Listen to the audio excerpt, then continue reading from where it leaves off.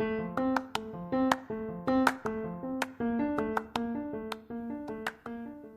listening to the Sisterhood of Limitless Living podcast. I'm your host, Dr. April Moreno. I'm a public health specialist focused on integrative wellness and autoimmune living, supporting the community of women, where I help you to live your best quality of life through being your best self-advocate. Let's get started.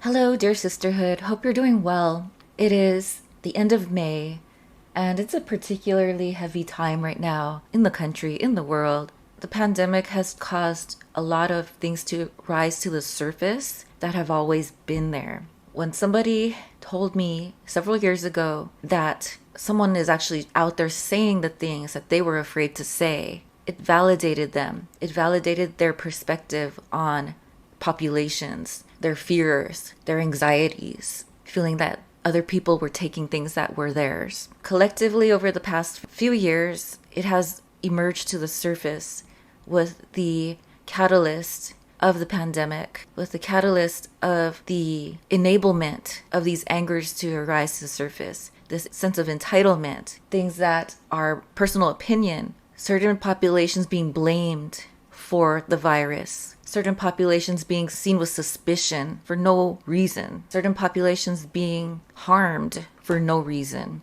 other populations being able to get away with threatening behavior with little consequence. And it's just an exhausting season right now. We've got these layers of economic distress, people losing their jobs. We've got these layers of exhaustion, trauma that are arising to the surface, different kinds of experiences. And I just wanted to share this because it's just weighing on me. It's weighing on the whole country in terms of disproportionate death from COVID-19, other comorbidities such as diabetes, asthma, disability, greater trends into disability in the autoimmune community among people of color. There's a lot. There's a lot to be upset about, and there's a lot to be exhausted from. And I am definitely exhausted. But I'm also held together by my faith and my inner strength.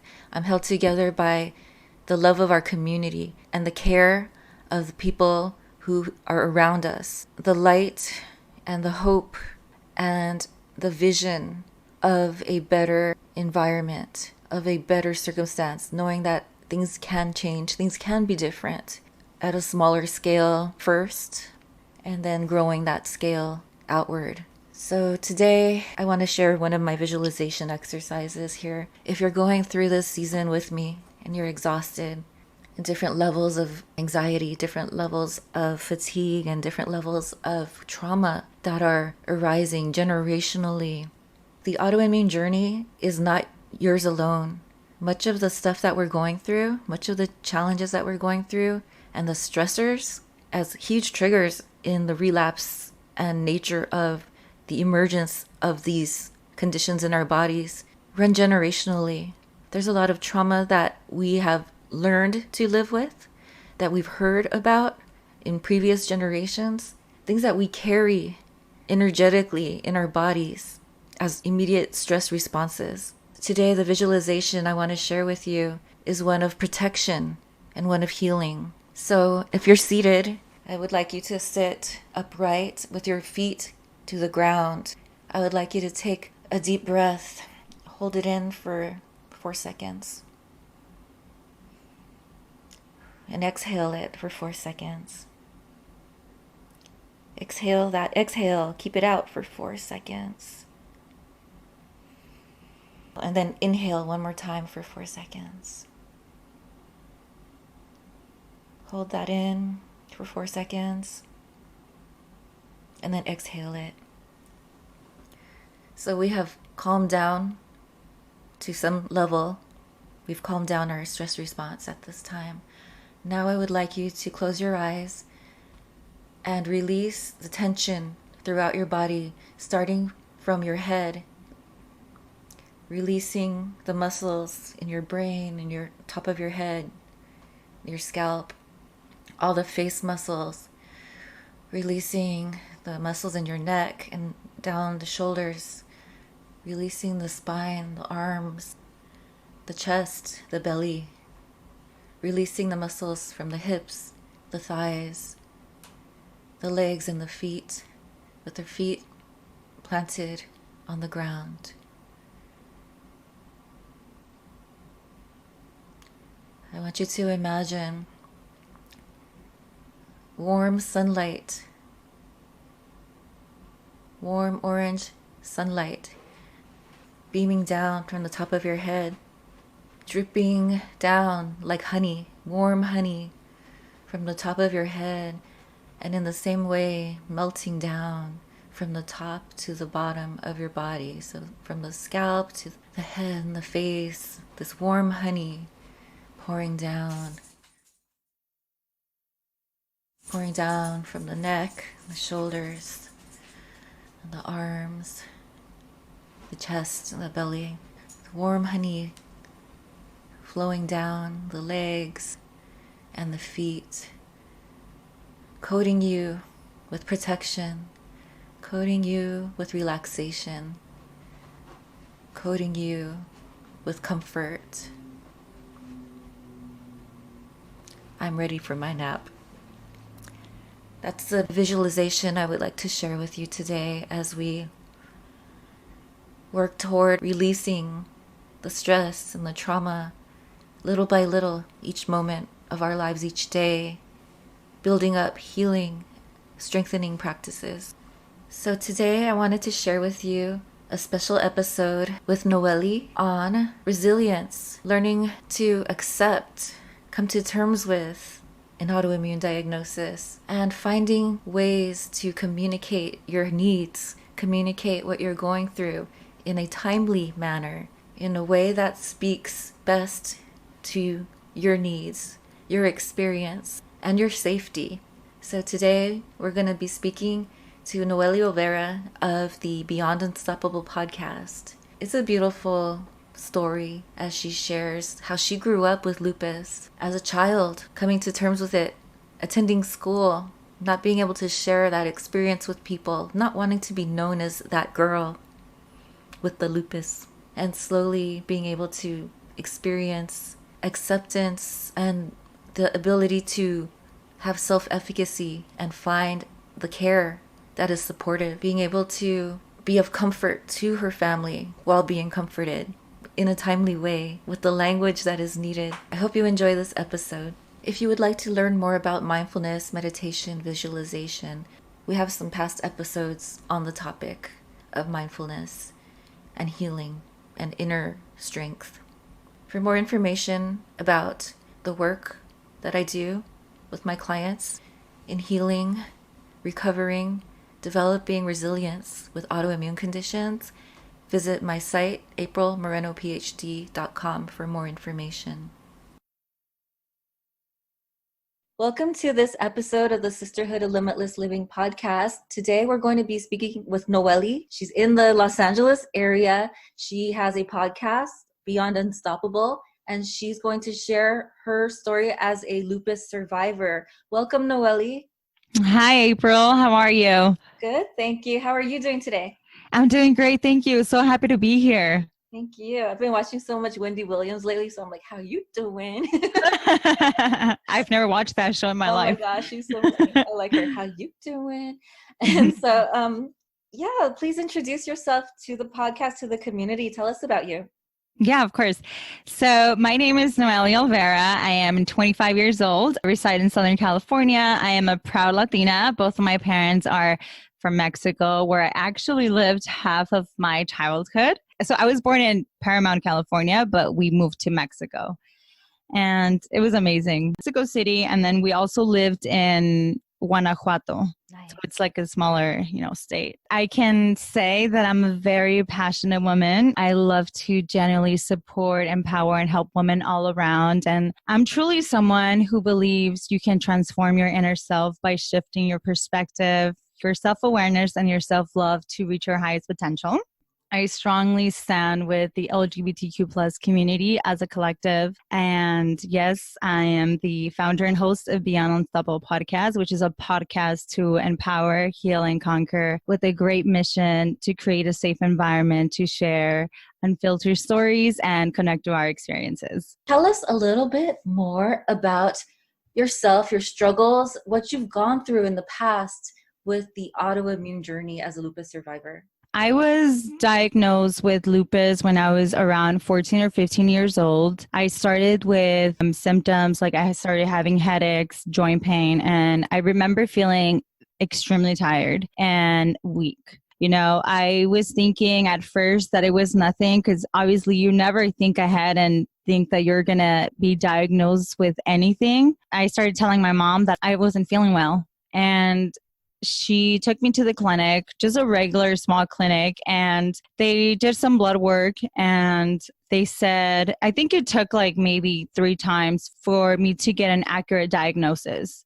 So at first they said it was more like rheumatoid arthritis. I was just like, what? You're like 14, 15. So you don't think this is actually going to happen, or like you're too young and healthy, as many people think that you cannot get sick at that age. So I guess that was kind of like where I was going through. And then they said, you know what? No, there's nothing wrong. Maybe it's just your part of like you're growing and things like that. So don't worry about it. So we went back home and I was still having the symptoms. So we went back again to the clinic, and that's when they actually sent me to the Children's Hospital in LA. And there, same thing, the rheumatologist said that I was in perfect health, that I didn't have anything. Because I guess the clinic had said the blood work came back as lupus. That's why they sent me to the Children's Hospital. But he said, no, I didn't have anything. So it was kind of like a tough diagnosis. And lupus has so many symptoms. So it's really hard. So then after that, again, we went back home and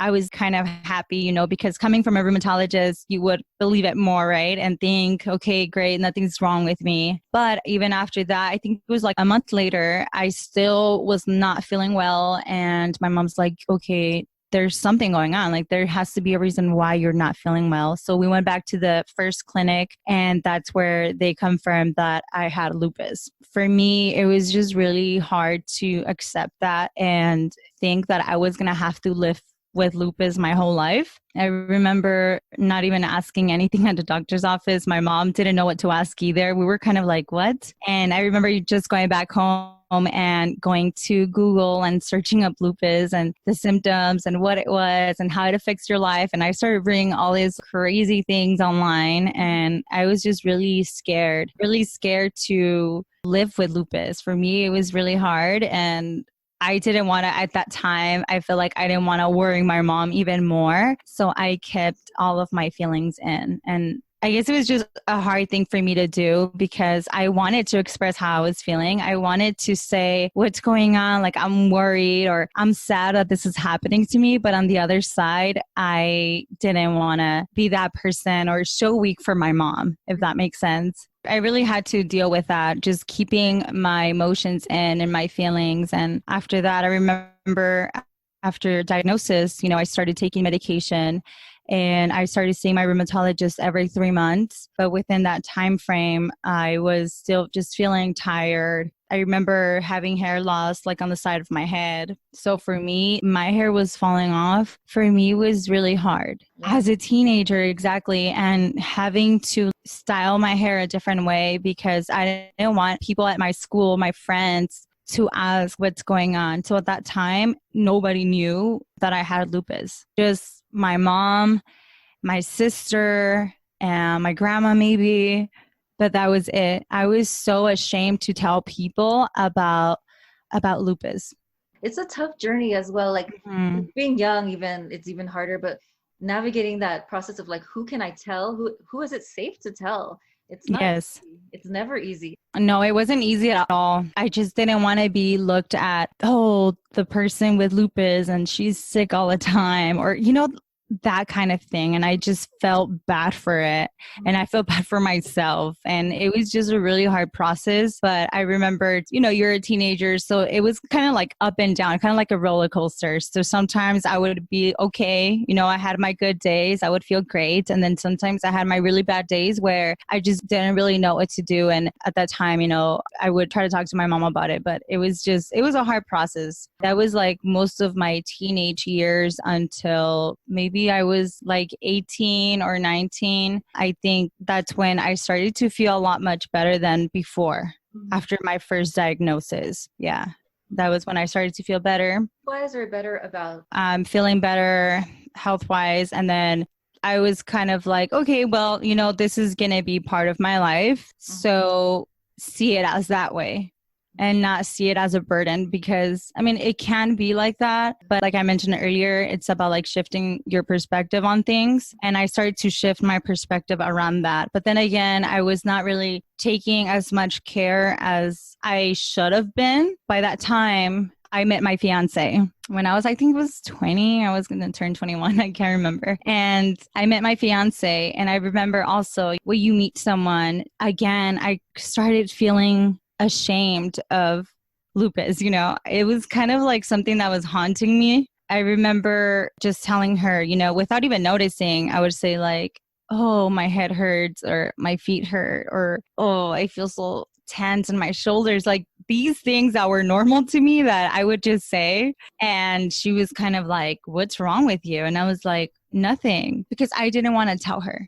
How do you disclose this information? A lot of people have a lot of questions about this. Meeting somebody. Yeah, like I mentioned, it was just that shame that I had, that I was carrying with me all the time. When I started, mentioning my symptoms without even noticing, she noticed. She was like, what's going on? Is there anything going on? Like, are you okay? And I was like, no, I just have a doctor's appointment I have to go to. And she was, well, I want to go with you. And I was like, no, I don't want you to go. And I remember having this small argument over it because I didn't want her to go and, pretty much know what was going on with me. But on the other side, she was like, well, I'm your partner and I want to be there for you. I want to be part of whatever is going on with you. Like, I'm going to be there to support you. When she said that, I did feel supported and I felt like telling her, but then deep inside of me, it was always like that fear. I remember, I don't think I told her that same day. I told her like a couple of days after, and I just kind of explained her,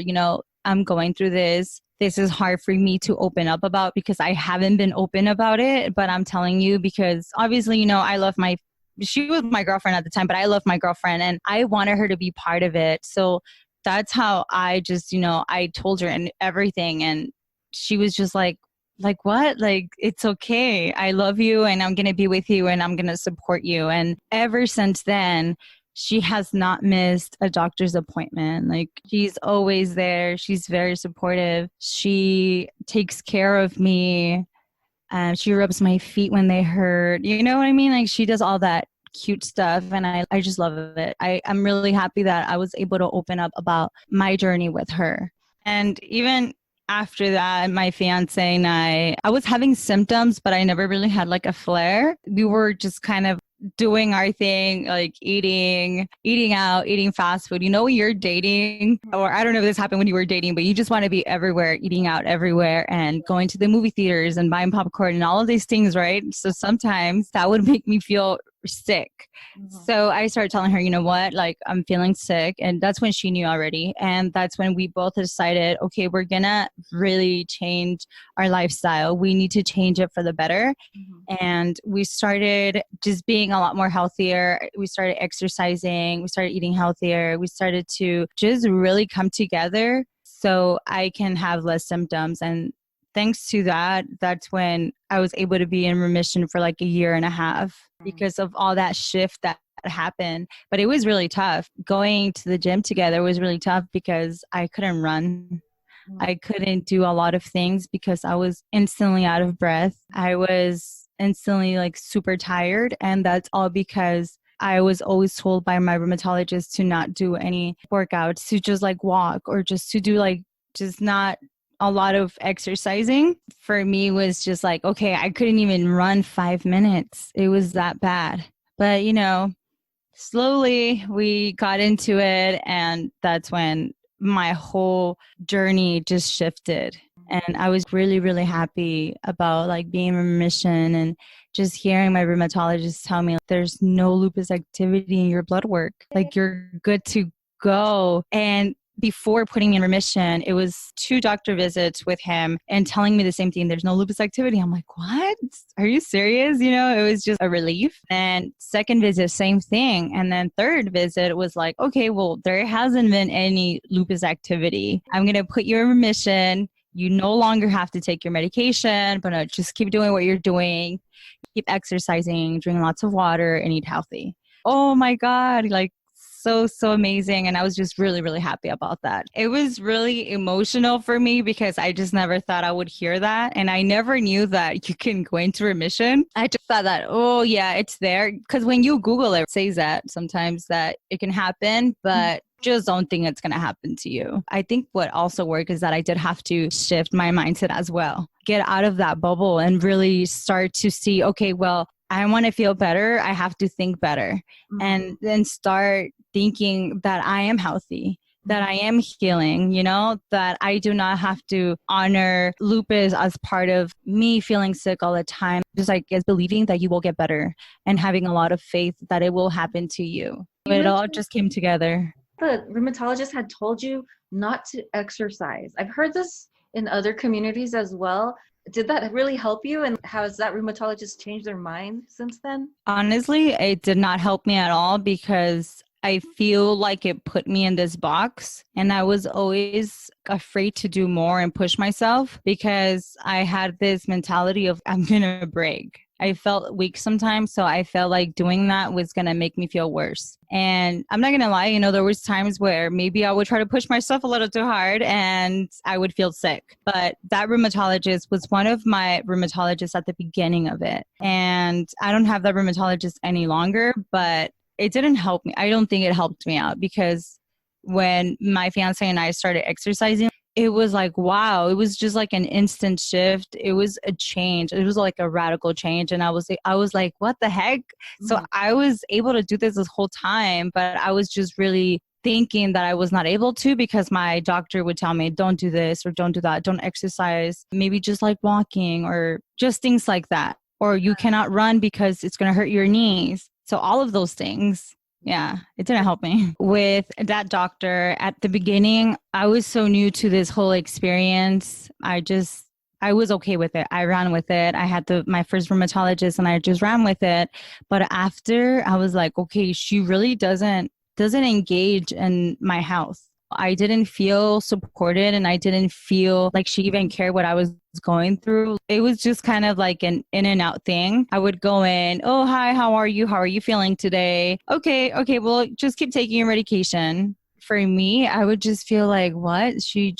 I don't think she cares. So I need to change my doctor. I want somebody to engage with me and where I can feel supported. I just decided to change my doctor. That was, I think, my second doctor was when I was put in remission. So I think it's important to listen to our gut feelings and listen to what feels right for us. I think always putting yourself as a priority and don't feel bad because your doctor's gonna not have you as a patient. We have to feel bad for ourselves just sticking there and we don't feel good. My doctor that put me in remission, he was amazing. I loved him. And now I have another doctor. Tell us how you're doing currently. How are you feeling now? Well, I had an ovarian cyst surgery, to remove it back in February. And with this ovarian cyst, I had it for about 2 years. So to me, it was like a no-brainer to have this surgery because it was causing me a lot of pain. When I decided to have the surgery, I didn't think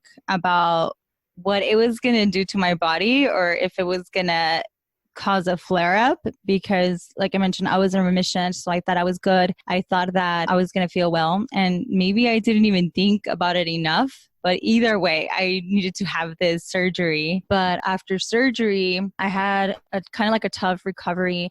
I had a lot of pain in my shoulder. And that's because they inflate your stomach. So I guess the air that's left kind of goes to your shoulder, and it was causing a lot of pain, and my chest was burning. It was like really, really bad. So I had to constantly be taking like pain medication.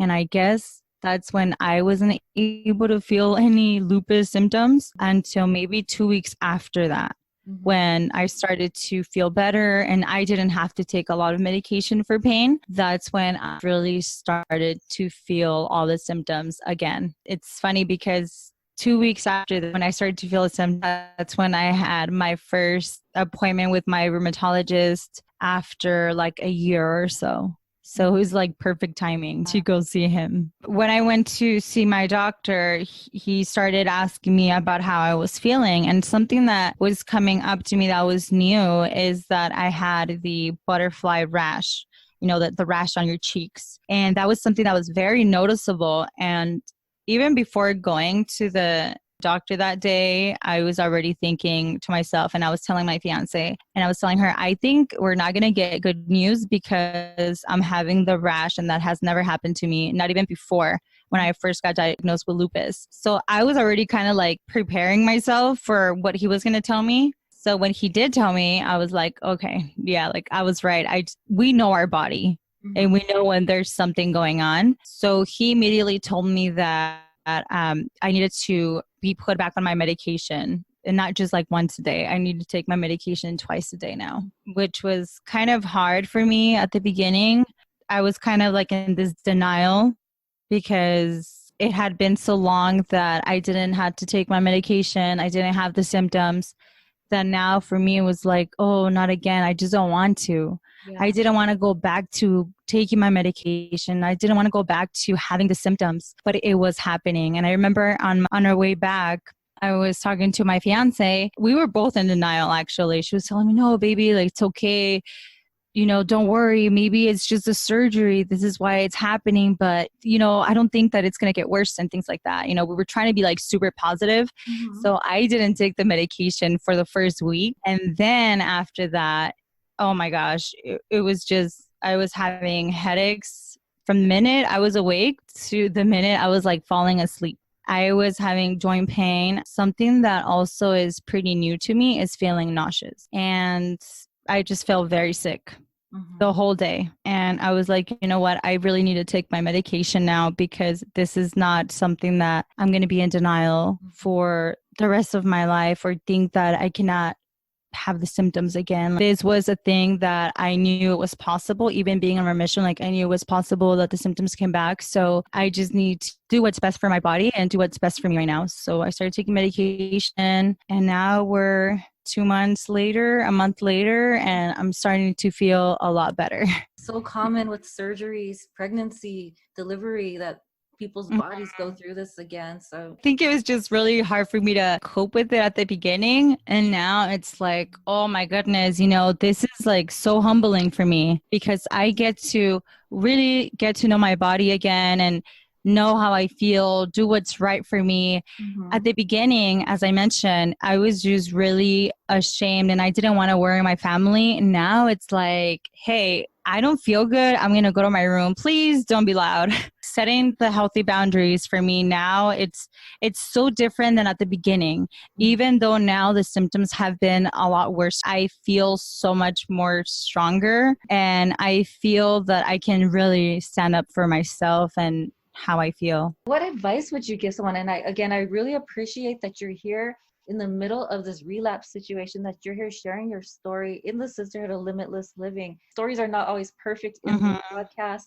People go through tough times and we're not afraid to discuss these things. So I really love that you're here sharing in the middle of a relapse about your life. Of course, it's so important to talk about this. And I'm so happy to be here, to be sharing this with your platform, with your community, which is awesome. I love it. I love your podcast. It's just so important to speak about this and to just let it all out because I learned so much by just staying quiet the whole time. And trust me, you're just going to gain this confidence and this power that it doesn't even matter what people think or say. It's all about how you feel and what you stand for. It's very important to give yourself permission to rest. Do not feel guilty. And I know it can be hard when we're so used to doing a lot of things or wanting to feel productive, because there's going to be those days where you had, I don't know, you had like a plan for it, right? For the whole day, or I'm going to do this when I wake up, I'm going to do this and that, and I'm going to get so much done. But then you wake up the next day, and you're just not having. To me, is I would feel guilty about it. But now, like, I really want to tell you to just give yourself permission to rest and to listen to your body and just do what feels right for you. Find healthy ways to cope with stress. I know stress for me is like a huge, huge trigger. And a lot of the times we cannot avoid stress. It's going to happen. But I guess just finding the healthy ways to cope with it, and exercising or taking a hot shower, drinking lots of water, just the simplest things will make a big difference in your life. How can people find you on social media? How can we access your podcast? You can follow me on my personal account on Instagram at Nohely Olvera _ and you can follow my podcast account at the Beyond Unstoppable podcast. You can listen to Beyond Unstoppable podcast on iTunes, Pandora, Spotify, all the major platforms where you listen to your favorite podcast. That's where you can find me. Thank you so much. Thank you so much, April. Take care. Thank you for listening to this episode of the Sisterhood of Limitless Living podcast, Season 2. Hope you enjoyed the episode. Look forward to having you join us in upcoming episodes as well, where we continue to talk about integrative wellness and autoimmune living our best lives, being our own best advocates. Feel free to subscribe on iTunes to the podcast, and we are also available on several other locations as well. For more information about Dr. April Moreno, you can visit aprilmorenophd.com. Take care.